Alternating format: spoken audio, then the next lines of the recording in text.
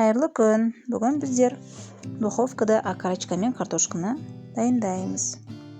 Картошкасы да еті де өте жұмсақ, үлпілдек дәмді болып пісіп шығады. Ал ендеше бастайық.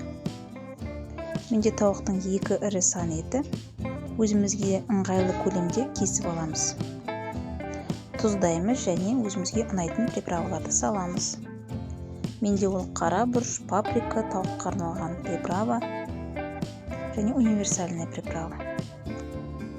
Өзіңізге ұнайтын дәмдеушілерді қоса беруіңізге болады. Сарымсақ немесе укроп деген сияқты. Каналыма тіркеліп, лайк басып, комментарий жазып, видеомды соңына дейін қарауыңызды сұраймын. Рахмет. Барлық дәмдеушілерімізді қосып болғаннан кейін майонез саламыз. Тұштап тұрып араластырамыз.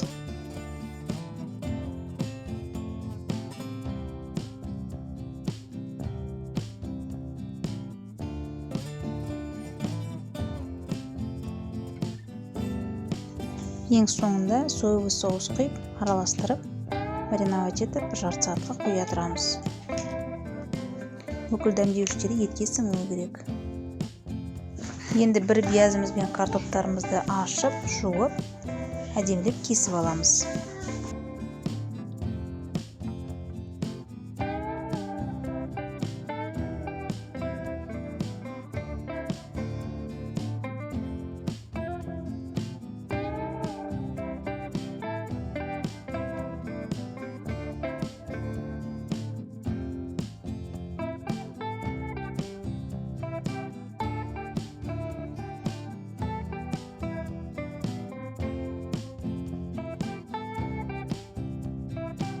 Жаңа тауатыне барлығын қосып, тұштап араластырамыз.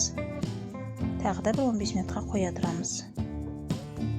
Оған дейін духовкамызды қосып, 180 градусқа ысытып аламыз.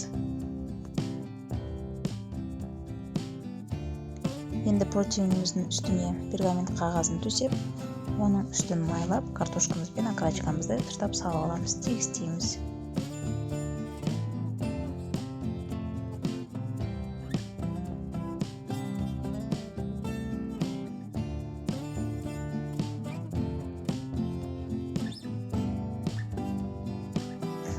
Үстін фольгаменен жауып, тегістеп аламыз.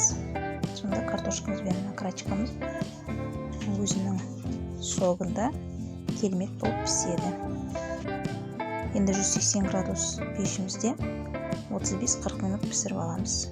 Жарты сағат өткеннен кейін духовкамызды ашып, протеиннің үстіндегі фольгаларымызды алып аламыз.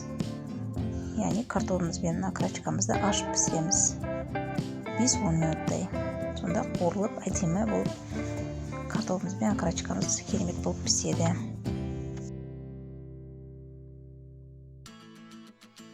Мінекей ысы тағамыз да дайын болды. Енді екіменен қазір кесіп көрсетемін. Картошкасы да өте жақсы жұмсақ болып піскен, және окорочкасының еті де өте жұп-жұмсақ. Ол жетімді ингредиенттерден дайындадық.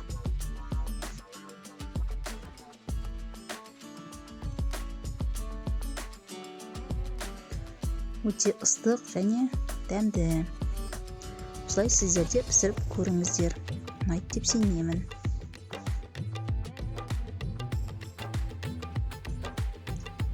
Сіздермен бірге болған сиқырлы тағам каналы және мен Дана. Астарың дәмді болсын.